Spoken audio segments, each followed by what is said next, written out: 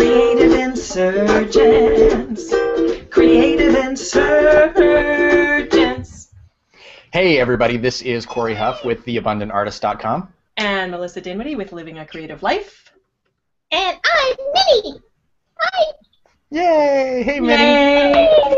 This is the Creative Insurgents podcast, where we are all about living a creative life according to your own rules. All right. Thank you very much, everybody, for tuning in again. It's going to be an interesting episode today. Melissa, what is going on? What is going on? Well, I just got back from a post-wedding celebration weekend at the beach where I'd made no art and had a complete and wonderful, lovely rest just hanging out with, like, 14 of my greatest friends. So that's, I'm just like, now get back in the swing of things. What about you, Corey? Well, we just finished the reading of a handful of new plays that I produced, and then I turn around and jump right into a production of Hamlet. So no rest for the weary over here. But I love it, and we're having a great time. So, Melissa, why don't you tell us a little bit about today's guest? I'm pretty excited about this one. I am too. Our guest today is Jennifer Louden. She is a best-selling author. She's written 6 books, is that right, Jen, on well-being and personal wisdom? I always have to count them, so I forget how old I am. How many books did I write? She's written a lot of books on well-being and personal wisdom, and she is a retreat leader and a teacher. And I have encountered Jen in a number of places online, and your Teach Now program, really wonderful online course for anybody who's interested in teaching anything. And then I had the great pleasure of meeting Jen in person at a writing workshop and conference last year, Design Your Life Camp, last fall. So welcome, Jen. I'm just so delighted to have you here today. It's a sunny day. Life is good. I'm looking out my window and thinking, nope, it's not a sunny day. So let me just tell you, Nope. I don't know if y'all can see there, but that sun out there. I can see that, That's yes. blinding bright sun, and we're excited about that. In the I Pacific bet. Northwest. Oh But my God. anything you want, you can have, because it's a sunny day. Oh, jeez. What do you want? What do you want? It takes so little to make us happy here. No kidding. Well, Jen, I have to tell you that I think the majority of our audience are probably visual artists, but I am a really big proponent of the idea that creativity and living a creative life can encompass so much more than, painting and drawing. That's just, it's such a tiny little piece of living a creative life. Like I love to make art messes, but I definitely don't think of myself as a painter, and I've yet to learn successfully to draw. So if that's the definition, then I need to hang up right now. No, it's totally not the definition, which is exactly why I wanted to invite you on the show, because I thought that you would have some interesting things to add to the ongoing conversation about living a creative life according to your own terms. And in fact, I would love to ask you right off the bat, what does it mean to you to live a creative life according to your own terms? That's a great question. It's a vast question. It means serving that desire to create in a way, I guess really I'm going to say, first and foremost for myself. As someone who has made her living as a creative person for really almost my entire adult life, it's very easy for my creativity to become about earning a living.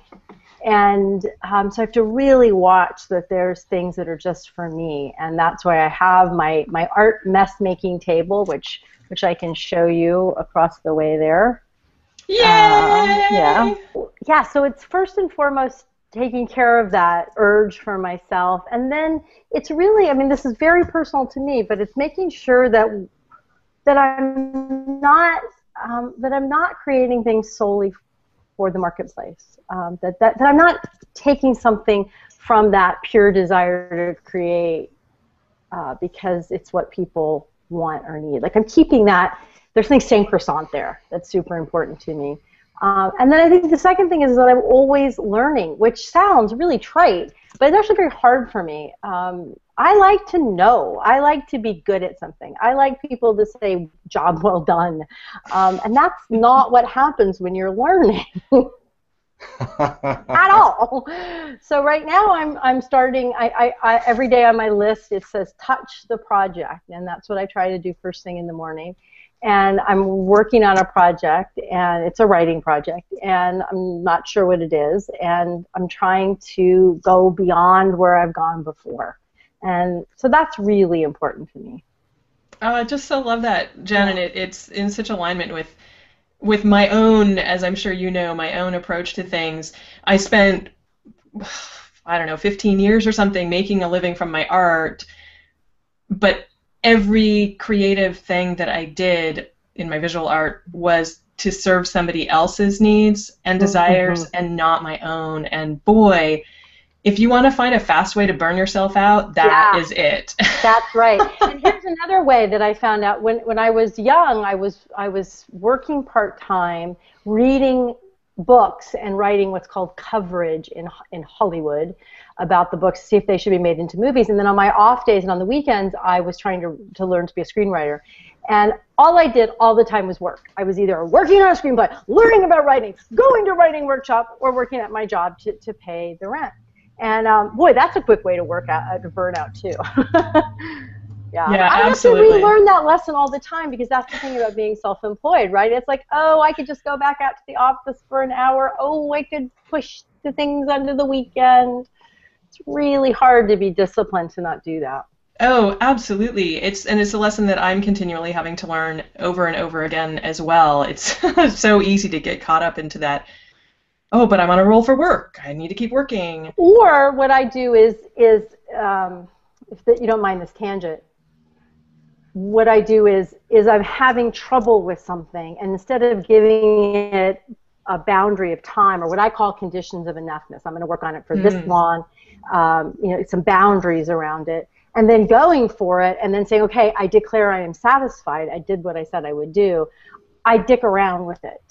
And then I go to Facebook, and then I go to Twitter, and then the day goes by, and I feel drained and exhausted. And by then, the comparisons and the envy are just flaring away because you're on social media. And that's actually my pattern to drain myself. I also call that in my last book, shadow comforts. Or time monsters. And time monsters are the things that we do that we often have to do, but we do them instead of the thing we really want to do because we're afraid and we haven't developed the tools to go after the thing we're afraid. And shadow comforts are the things we do to nurture ourselves that really drain us. It's yesterday, for example, the boys were out. My stepson, call him my bonus son, went to look at a university with his dad, and I stayed home. And so I got to watch an episode of Scandal, which they would never watch. I love that show. It's so bad. It's so over the top bad. I mean, I just cringe that I watch it. But like shadow comforts would have been to watch 2 or 3, and instead of just one, and like, ooh, that's so bad and so nasty, and okay, and I'm done. I'm done. And now I'm going to go read something. I'm going to make myself a cup of tea and go to bed and read some books I really wanted to read. Yeah. Yeah. My big issue long is... answer to your question. Well, boy, don't we all deal with that? My big challenge is not checking my phone, email, Facebook, Twitter, etc., first thing in the morning. Oh, yeah. Writing in my journal first, meditating first, doing my creative thing first. Otherwise, whoo, 3 hours, boom.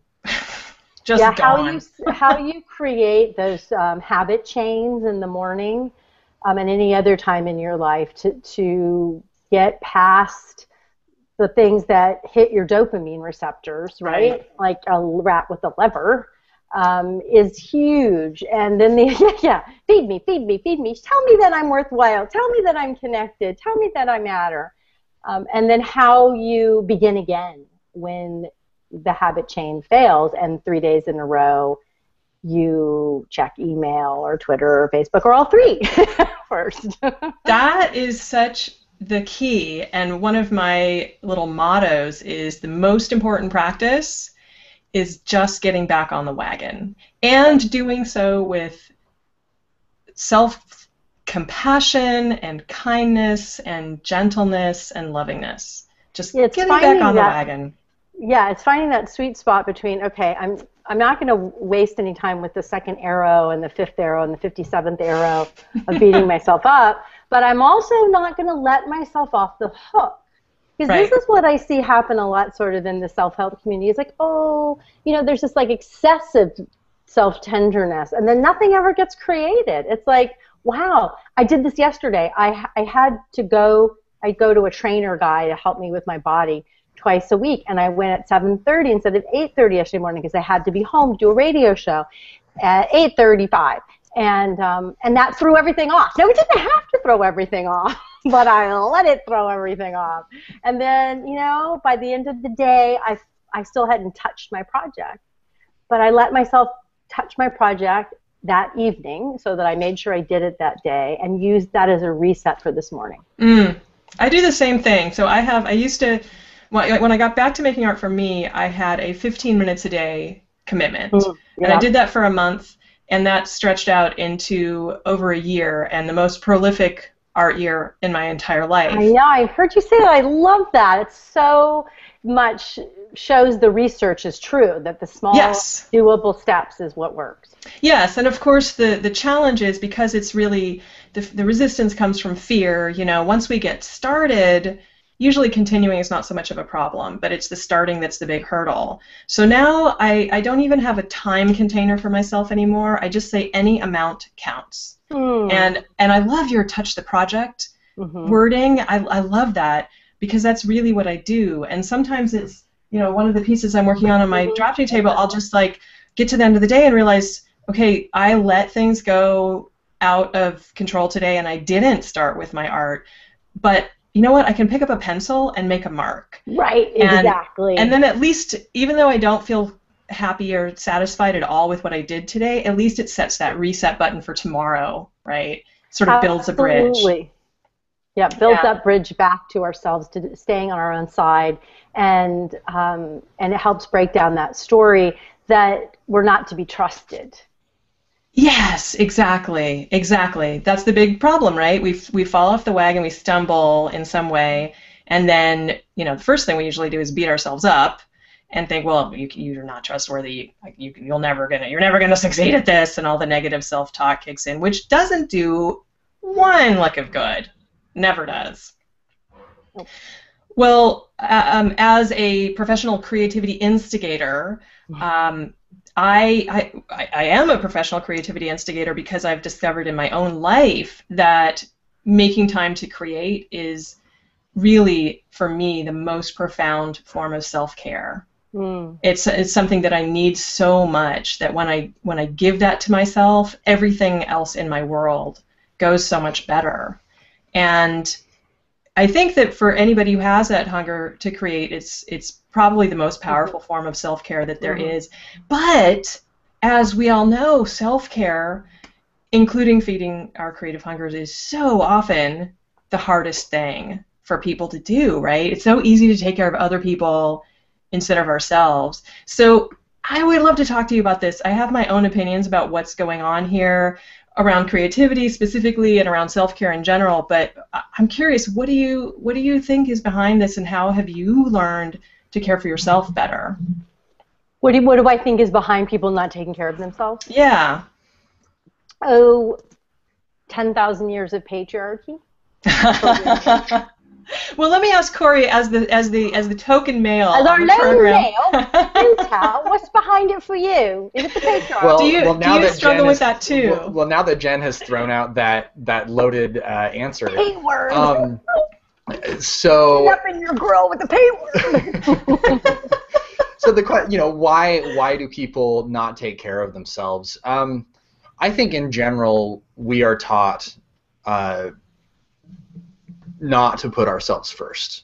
I think the male version of that is you have to take care of your family, you have to take care of your children, you have to take care of the community, all of that before you ask for help. Men are taught that asking for help is weakness. Right. And one of the things that I thought was really profound, when I was in college, I did a research paper on the effects of marriage on health, and it was so astonishing to me to read through all of the original research, because one of the things that I discovered is that the average man spends 2 minutes with his doctor when he goes to the doctor, which is just unbelievable. Like, I can't even imagine like what you could possibly do in 2 minutes. You'd have to just show up and go, hi. Yeah, I mean, it's essentially, hey, my leg's broken, fix it. Like, Right. I don't know. So, you know, I think, you know, that what you were saying, Jen, I think there's some validity to patriarchy and all of that, but I do think that lots of people have been indoctrinated, male and female, to not take care of themselves, and I do think that there is a lot of validity to taking care of yourself first, so that you can be able to care for others. I literally have spent 22 years thinking about this and working on it, so I have a lot of answers, but the solution is, or a lot of ideas about why it's hard, but the solution is how do we come to befriend and value ourselves and have a relationship with our desires and our needs that is mature. I mean, because we are adults, so we don't get to be childlike about it, especially if we're taking care of children or elderly parents or businesses or clients. But we also learn not to abandon ourselves. And it is actually one of the essential journeys of becoming an adult, is to learn how to do that. What does it mean for you to befriend yourself and to stay on your own side, to listen to what you need, even if you can't have it, and to acknowledge it and witness it for yourself instead of making it wrong or shameful, like Corey said, asking for help. So that's the journey. Why is it so hard for us to take it? Cultural reasons, from patriarchal reasons to individual cultures, the family of origin cultures, the pace of life, the complexity of life. There's a very common story now that if you don't paddle even faster, you're going to fall behind, and there's some truth in all of it, you know. So it's difficult. It's very difficult right now to lead a human-scaled life, is how I think of it, to be a human. You know, Jen, you were talking about Scandal, yes. and I'm catching up. I'm still in season 1. Oh, I'm just in season 2. So. Okay, well, I just saw an episode where, and for those who haven't seen Scandal, you'll have to forgive me. There's an episode where spoiler alert. there's a point where the president's wife says, you know, he's the president, he has important work to do, he doesn't get to be happy. Oh yeah. And I thought, wow, what a bummer. And I find myself constantly wondering the last couple of days since I saw that episode, why, you know, how much truth is there to that? You know, are there points in life where we don't get to be happy? I don't know. I don't know what the truth is in that, but I think that's a really legitimate question. Part of what I find infantilizing, I'm not sure how to say that word, around the self-help and personal growth conversations is a sense of Shangri-La, that we should all be happy or be able to be happy all the time, and or joyful or creative. And I'm searching for a more mature, nuanced way to be in life. I don't think the president gets to be happy. I don't think happy is part of Obama's job description. And that doesn't mean there's not moments of happiness or joy, I hope, in the man's life, obviously, with his children and his wife. Anyway, yeah, I think it's really useful to think about what does self-care really mean to me. And one of the things I preached from the very beginning, just like your message here with the podcast, is it's got to be unique to you. I mean, I remember I was all of 28 when I first started teaching workshops, and I would go out and these women would be like, well, I take care of myself, I get my nails done. And I'd be like, can we, like, A, expand the conversation, and B, like, the idea of getting a manicure for me just makes me want to curl. I hate it. You know, I thought once I got on Oprah, that would be it. I would believe in my work. I would be good enough. And I didn't consciously know I was doing this, obviously. I just thought, cool, I'll sell a lot of books. This will be really cool if I get to that place.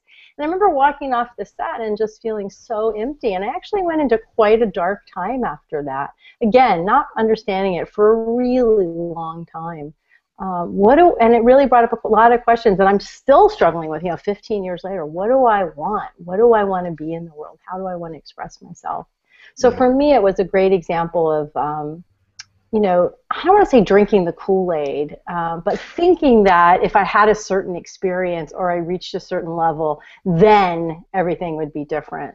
And it wasn't.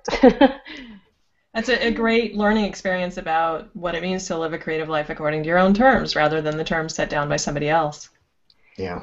And even more so, I think, for me, it's living the creative life, not the creative finish line. Yeah. Oh, that's great. Good. That should be the yeah. title of this podcast.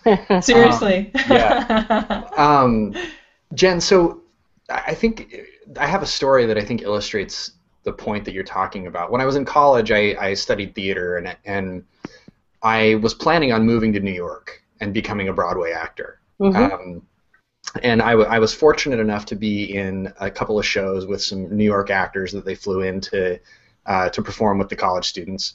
And we were sitting around in the green room before a show once, and I'm listening to them talk about their lives, and these are all older actors, very experienced people you'd recognize on TV and stuff. And they were talking about how difficult it is to live in New York as a stage actor, and how expensive it is, and how little money you make. And one guy was talking about how he'd been divorced 3 times because his wives couldn't handle the fact that he traveled so much, and when the income was so difficult. And another guy talked about he was in his 50s and he just bought his first condo, a little tiny condo. And that moment was the moment when I decided I'm not going to move to New York. I can't do that to myself. I love that. And I find that most people have not had that moment. Mm-hmm. Yeah. So have you? What do you think about that? Like, how do you get to that point? Well, you were a mature young man. I think that I went to USC Film School, so I did your New York thing in LA and tried to make it in Hollywood, and had although definitely different set of financial circumstances, had a similar experience of going for something and then realizing that I didn't want it. Because I didn't have what it took to make it in Hollywood. I wasn't thick-skinned enough. I wasn't political enough. I was also incredibly young. So what does it take? I think it takes getting lucky. I think it takes not drinking the Kool-Aid, that it's about following your passion, but it's about what are your values? What really matters to you? What's your why? As we say, what's really motivating you? Was it some people were motivated because they have to be in front of a big group, because they have to try to grab that golden ring. And I think you were motivated, I get the sense, by the creative act of creating theater, and you knew you could do that in other places and be really satisfied and have a more well-rounded life. Yeah, and I did. And my wife and I moved to Portland, Oregon, and we get the opportunity to create amazing theater here, and we really love the life we live. Yeah, we love the Northwest, don't we? Yay, go Northwest! And so I was just talking to an artist today who he spent 10 years in New York after art school. He spent 10 years in New York trying to make it as a visual artist, and he recently relocated to New Mexico, and he is so much happier, right? And we talked about why, and it's similar reasons, I think. Are there keys or tools that a person can use to figure out how to get what they want instead of doing what everybody thinks they should do? That's what I'm trying to get to. Okay, well, this is partly what I'm trying to write about in this thing that I'm writing that I don't know what I'm writing. But so I think I'm going to just throw out some. I don't have the answer. But, really helpful for me has been studying the Enneagram. I think it has been for Melissa too, because each of us, it gives you some insights into what might be driving you, so you can get a little distance from your personality. I think some kind of meditation practice is pretty much absolutely necessary? Again, same thing. Can I just get some softness and spaciousness with what's driving me? And then I think the third thing is doing some of the good old life coaching value work. Like, what are your values? You know, we sense them, but it really helps to name them and have someone to help you do that. And there's all kinds of stuff online if you Google, you know, naming your values, from very corporate stuff to very, you know, touchy-feely stuff. And then I think the fourth thing is you need to find a mentor. You were lucky in that green room experience to have a half an hour, an hour, whatever it was, with some mentors. I mean, it doesn't have to be a long-term relationship. Start to seek those out. And I think often we don't do that because we don't want our golden gilded fantasy to be impacted, right? I always say the dream in the box is so pretty, and then you take it out and it gets sullied and dirtied and dented, and it ain't ever what you think it's going to be. So many of us, especially when we're in our 20s, just want to keep it in the box. You know, we don't want to actually talk to anybody who's lived it because it's dirty. You know, I had a similar experience around the decision whether or not to have kids. I love kids, and I'd always grown up expecting I was going to be a mom, and then I ended up getting divorced, and in my early 30s, and ended up in these relationships with men who were not in a position to have kids or just didn't want them. And I really struggled around, you know, is this something that I really want in my life? The idea of my parents not being grandparents just broke my heart, and I wanted to relive my childhood from the outside, you know, and be able to have that experience again. And I absolutely love kids. I taught nursery school, and at some point, as I was getting older and my biological clock was ticking, and my life was very full and rich, I asked myself, what is it that I really want here? And I realized that what I really wanted, what was really important to me underneath this pretty box of having a kid, of being a parent, was to have an impact on the life of a child. And it was like, bing, I can do that without being a parent. So that then liberated me from the biological clock ticking, because I could sort of relax and go, okay, if I don't end up being a parent, it's really okay, because what I really wanted underneath that is to have an impact on the life of a child. And there are so many ways that I can do that without being a parent. So, you know, and again, that is a really, that's a decision that we get so many messages from the outside about what you're supposed to do and what the right thing is and the beautiful thing is, but that doesn't necessarily jive with what really fits for each individual person. It's also a really great example of a mature spiritual decision. And those are, you know, so often we don't want to make that. We want to hold on to this particular vision, and because there's sadness and there's grief and there's, you know, life and there's reality, and saying, you know what, I don't think having a kid is probably going to happen, but I can meet the deeper desire. Yeah. I can meet it. And I so often, in myself and people I work with, see this like reluctancy to touch that deeper desire and give expression to it, and this sort of churlish, childish, but I want it this way. Right? I mean, sign me up. There's a great Jane Hirschfield poem about exactly that. Yeah, I want it this way, and if you're not going to give it to me this way, I'm not having any of it. Remind me that I said that.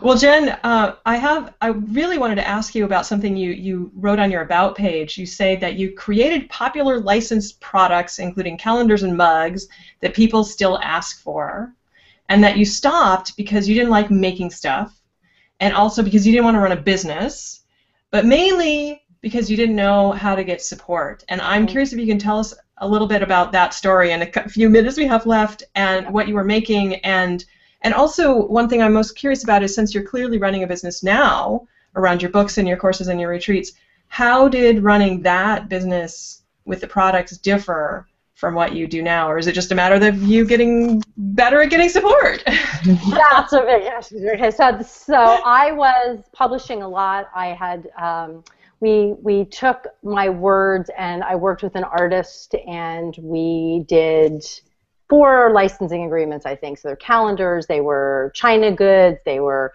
greeting cards and posters. And what I found was that I wasn't able to create the impact that I wanted. It was all over in different places. I wasn't able to produce the quality I wanted. It was very interesting. I wasn't the artist, and I love the artist, and she's a wonderful artist, but she didn't do her best work for me because she wanted to hold it back for herself. So I found a lot of things about what we were creating weren't beautiful to me. I also really am a hardcore environmentalist, and I'm like, well, why am I making more stuff in the world that people are going to throw away in a year? You know, I mean, this doesn't seem like a great idea. I mean, I don't see any great purpose in it. And I legitimized it for a couple of years by like, oh, it's inspiring. It has inspiring things on it. It's like a little book. And I'm like, well, yeah, but it was also a tremendous amount of work for not great money. I mean, they sold well, but it didn't take off, again, because it was really difficult to get like the merchandising part of the bookstore to talk to the book part of the bookstore. There's a lot of silos in that world. But I think the most frustrating part for me, and what I said I didn't like running a business, was I didn't want to grow a company. I didn't want to have employees. I thought I did. You know, my dad was an entrepreneur. I was raised in the religion of business. And I think with some different mentorship and some different internal stories, I could have. But who I was then couldn't see my way to it. So a lot of it was my mindset. And it really has been only in the last couple of years that I've learned to get the kind of support that I need. And now I have a little tiny team, and every time we do our call every week, I'm like, okay, team, I love saying that. So I think a huge thing for me, and this was also before there were VAs. I mean, I was trying to find people locally to help me. It was doing stuff that I didn't know anybody else was doing. I didn't know who to ask for help. So you mean virtual assistants? Yes, virtual assistants, exactly, yeah. So they didn't exist back then. At least I didn't know about them. So so I was, you know, it was the beginning of the internet being more accessible, and you know, people still had a lot of dial-up. Yeah, so does that kind of help answer your question? It was a bunch of things, yeah. Yeah, thank you. That's really fascinating. I would actually love to just keep talking about that, but we are running out of time. So to close out, why don't you tell us what you've got going on right now? I'm leading a course right now that's based on my last book, which I think you can see in the back, that orange book, The Life Organizer. So I created a course for it. It's kind of a greatest hits of my work, and we're about halfway through. And I am touching that project that I don't know quite what it is every day. And I'm writing a guided journal for National Geographic on happiness. Yeah, so that was an in-house project. A friend of mine's the head of books there, so they asked me to do that. And the third thing I'm doing is launching Teach Now again, and it will open for students in the beginning of April. Awesome. Yeah. Well, as always, Jen, it is such a treat to talk to you and to see your beautiful smile. Thank you so much for spending the time with us today. Yeah, my pleasure. Great questions. Nice to meet you all. Thanks all right, Jennifer. Nice to meet you, Tori. Yeah, bye. Bye, everybody.